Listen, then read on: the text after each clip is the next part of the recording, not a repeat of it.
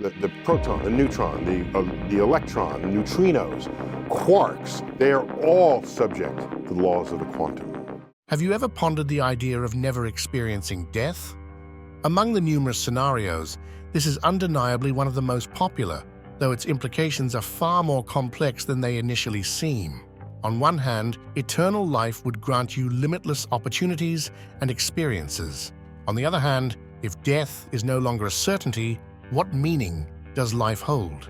In today's episode, we are discussing how immortality could possibly happen. This is Reveal the Mystery.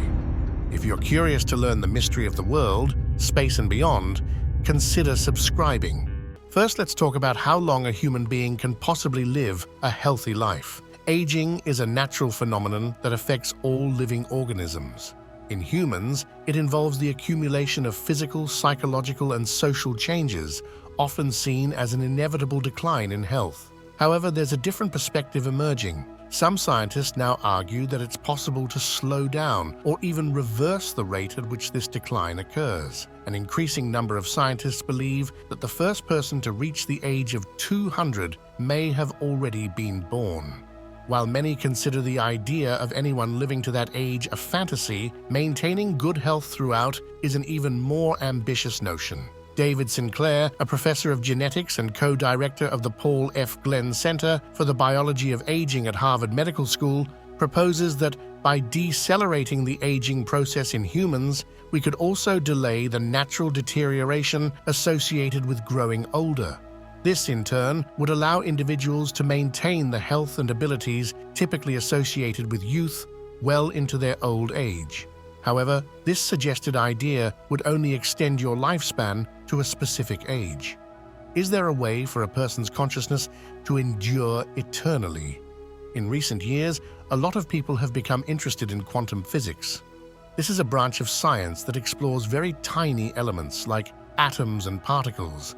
It's had a big impact on how we use energy, computers, and medicine, but what's even more important is that it's changed how we think about the world. There's a theory called biocentrism, which was suggested by a scientist named Robert Lanza from the United States. This theory goes against the idea that the universe created life. Instead, it suggests that life itself is what created the universe. It's like saying our thoughts and awareness were there right from the beginning of everything. And even now, after billions of years, our thoughts and awareness are what make us who we are. So we usually see and understand life, the universe, and everything through our bodies, with our brains processing it all. But in a way, none of that might be necessary. In this way of thinking, our brains and bodies can be seen as advanced devices like modems that catch and translate signals and turn them into our own life experiences. And even if the brain and body stop working, if the modem gets destroyed, the signals don't just vanish. They stick around and might find another way to continue in a different host. In a biocentric view, life is like a signal, and even though we might think it relies heavily on our bodies, it keeps going regardless. It's a different kind of life, but it's still life, according to this theory. Robert Lanza's ideas, introduced in the late 2000s, have sparked mixed reactions. Some see biocentrism as a way to bridge philosophical ideas about life and death with the physical world. Others find it too vague, lacking evidence about what consciousness truly is. Lanza and his supporters point to experiments like the double-slit experiment to support biocentrism. This experiment shows that light and matter can behave as either waves or particles depending on whether they're being observed. In biocentrism, consciousness shapes the universe, not the other way around.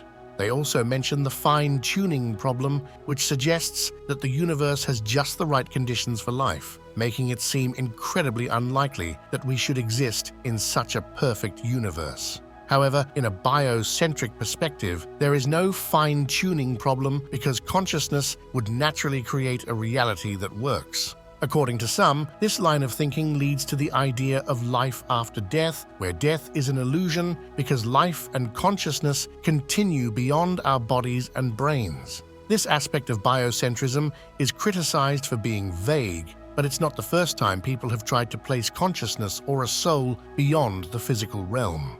This idea goes back to philosophers like René Descartes in the 17th century during the Age of Enlightenment. In a broader sense, biocentrism suggests that even the concept of time is a creation of consciousness within our bodies, a way for us to understand and remember. Time, especially the way it moves forward, is explained as a tool of our minds, rather than some kind of higher, immovable quality of the universe. However, Lanza's biocentrism isn't the sole concept proposing eternal life. There's also the succinctly named quantum immortality model, which relies on another fundamental idea in modern theoretical science, the multiverse. This concept stems from Hugh Everett's many worlds interpretation, suggesting that every choice or event split creates a new branch of reality.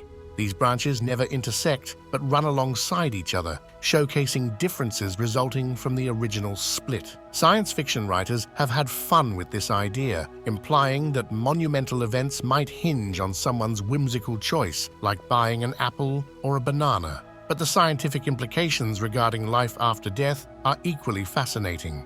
Quantum immortality hinges on the premise that within a multiverse, there's always a branch where a person survives, a rerouting through reality, allowing them to live repeatedly. This notion can be linked to experiments like the double-slit experiment, which seemingly implies that all possibilities exist until observed and then collapse into one reality. Death, from a physical standpoint, remains final, and time cannot be rewound to undo it. However, in the multiverse theory, there might be another reality where that death never occurred and life continues. Combining biocentrism and quantum immortality raises intriguing questions. Could consciousness be responsible for creating not only the universe, but also the multiverse? Can life traverse different strands of the multiverse even when our physical bodies cannot? Will some form of awareness, akin to a soul in some definitions, persist after we're gone? If so, could we ever truly comprehend what's happening? Physically, death marks the end of our bodies and brains. Our vehicles for life cease to exist, making it challenging to understand life in the same way unless our consciousness transfers to another human, an idea for another discussion. What remains clear is that uncertainty persists. While biocentrism and quantum immortality have sparked debate, they haven't definitively unraveled the mysteries of life and death. For humanity today, the pursuit of eternal life seems like an ongoing quest. It's both encouraging and daunting.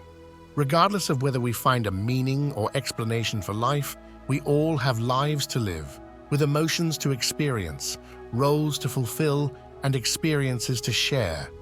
Some profound unknowns remain, but until clarity emerges, we can continue to care for one another,